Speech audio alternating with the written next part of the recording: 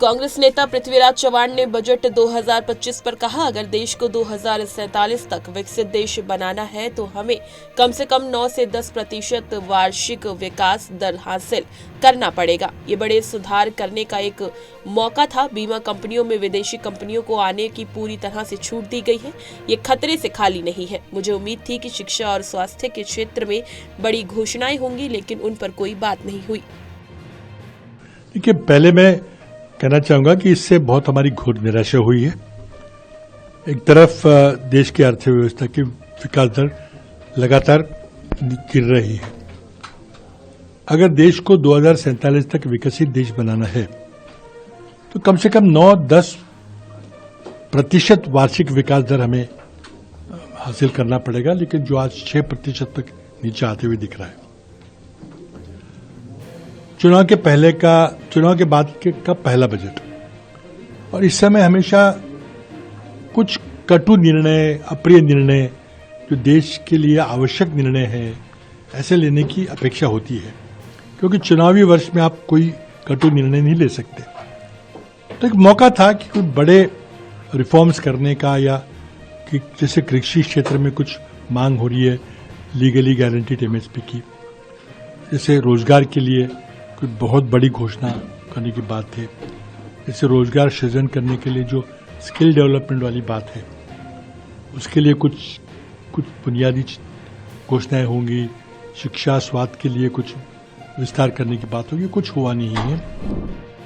केंद्रीय मंत्री प्रहलाद जोशी ने कहा, ये मध्यम वर्ग के लिए प्रगतिशील और विकासोन्मुखी बजट है। ये मध्यम और गरीब वर्ग दोनों के लिए है। ये बजट भारतीय अर्थव्यवस्था को और ऊंचाई पर ले जा सकता है। मैं प्रधानमंत्री नरेंद्र मोदी और वित्त मंत्री निर्मला सीतारमण का धन्यवाद देता हूं। Progressive and pro middle class, progressive and growth oriented, and it is both for middle class and also for the poor class also.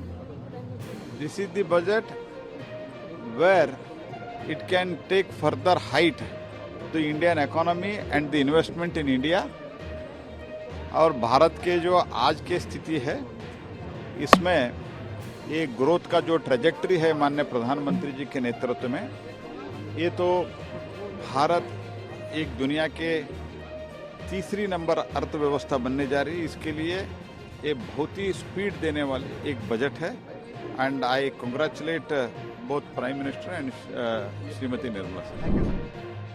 Shiv Sena सांसद प्रियंका चतुर्वेदी ने बजट पर कहा कि मध्यम वर्ग बार बार मांग रहा था कि टैक्स में छूट मिले, वो भी नियम और शर्तें लगाकर खत्म कर दी है। 0 से 4 लाख तक वालों के लिए टैक्स नहीं होगा, लेकिन 8 से 12 लाख वालों के लिए अभी भी टैक्स लगाया हुआ है। आप जो बोलते हैं उसके आधे घंटे बाद नियम और शर्तें लगा देते हैं, तो ये तो जुमला ही साबित हो रहा है। देखिए, जब मैं सवेरे उनके अनाउंसमेंट चल रहा था, टेकिंग इन द स्पिरिट कि जो आप बोलते हैं वो आप करते हैं, तो उससे लगा कि जो मिडिल क्लास ग्रुप है, जो बार बार ये मांग कर रहा था कि टैक्स रिलीफ मिले, उनको वो रिलीफ मिलेगा, वो भी टर्म्स एंड कंडीशंस लगाकर खत्म कर दिया है। अब जो फाइन प्रिंट सामने आ रही है उसमें यह है, जो 0 से लेकर 4 लाख तक कमाते हैं उनके लिए टैक्स नहीं होगा, पर 8 to 12 लाख के लिए अभी भी टैक्स ब्रैकेट लगाया हुआ है। तो ये अब उनको क्लियर करना पड़ेगा कि क्या आप जो बोलते हैं उसके आधे घंटे बाद में टर्म्स एंड कंडीशंस अटैच कर देते हैं, तो ये तो जुमला ही साबित हो रहा है। दूसरी चीज जो बिहार को लेकर फोकस रहा, क्योंकि बिहार में चुनाव आने वाले हैं, बिहारी हर सोच रहा होगा कि हर साल चुनाव आए, हर साल हमारे लिए कुछ काम होगा। अगेन मैं रिपीट करूंगी, जो कहते हैं वो वादा पूरा करना भारतीय जनता पार्टी की ना नीति है ना नीयत है। ये सिर्फ चुनावी रणनीति है कि कैसे चुनाव बटोरे, या तो ध्रुवीकरण से करते हैं, या तो सेंट्रल एजेंसीज का इस्तेमाल करते हैं, या अब इस तरीके से कर रहे हैं। तो उम्मीद यही है कि जो वादे किए हैं ये क्लैरिफिकेशन दे कि 12 लाख तक के जो लोग कमाते हैं उनको ये रिलीफ है या नहीं है।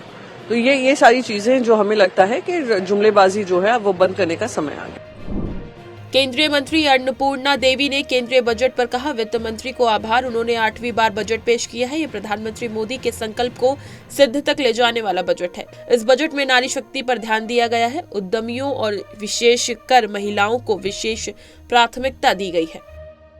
देखिए, सबसे पहले माननीय वित्त मंत्री जी को के प्रति आभार। 8वीं बार उन्होंने बजट पेश किया है और माननीय प्रधानमंत्री जी के का जो संकल्प है, उस संकल्प को सिद्धि तक पहुंचाने का ये बजट है। और जिस तरह माननीय प्रधानमंत्री जी हमेशा से नारी शक्ति पर विशेष ध्यान देते हैं, तो इस बजट में भी महिलाओं को फोकस किया गया है। और नारी शक्ति के क्षेत्र में अगर हम देखें तो इसमें जो 5 लाख से ज्यादा महिलाओं को SC/ST महिलाएं हैं, फर्स्ट जो उद्यमी है प्रथम बार की, उनको 2 करोड़ तक टर्म लोन देने की बात, ये 5 वर्ष तक उनको किया गया है। उसके साथ जो हमारा मिशन सक्षम आंगनवाड़ी पोषण 2.0 जो बहुत ही महत्वपूर्ण है और कुपोषण उन्मूलन की दिशा में ये बहुत ही अहम रखता है। तो इसमें भी इस क्षेत्र में भी 10 करोड़ लाभुकों को इसमें लाभ दिया जाएगा। और उसके साथ साथ अन्य क्षेत्रों में भी, कृषि के क्षेत्र में भी कृषि के क्षेत्र को भी मजबूत किया जा रहा है। और उसके साथ अन्य क्षेत्र में भी हम देखें तो उद्यमियों को और महिलाओं को खास करके विशेष प्राथमिकता दी जा रही है। प्रधानमंत्री नरेंद्र मोदी ने बजट 2025 पर कहा, इस बजट में 12 लाख रुपए तक की आय को टैक्स मुक्त कर दिया है। सभी आय वर्ग के लोगों के लिए टैक्स में कमी की गई है। साथियों, अब इस बजट में 12 लाख रुपए तक की आय को टैक्स से मुक्त कर दिया गया है। सभी आय वर्ग के लोगों के लिए टैक्स में भी कमी की गई है। इसका बहुत बड़ा फायदा हमारे मिडिल क्लास को, नौकरी पेशे करने वाले